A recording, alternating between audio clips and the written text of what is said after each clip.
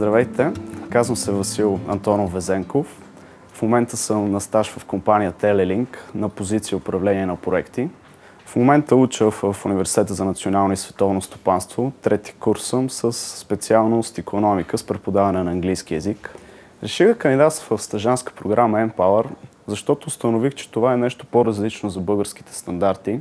Тази програма включваше в своя състав различни неща, като например обучението в Благоевград преди началото на самия стаж, и това предопредели моя избор. Избрах Telelink, защото когато за първи път прочетох в длъжностната си характеристика управление на проекти, това много близко описваше моите професионални занимания до този етап, в които се занимавах с моето сдружение. И за това реших да кандидатствам в тази компания, защото предполагах, че ще добия много повече опит в управлението на проекти.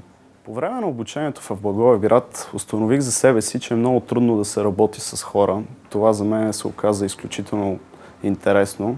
Научих се по някакъв начин да бъда по-открит към тях и да споделям своите идеи, за да мога да бъда по-лесно реализиран в професионален аспект.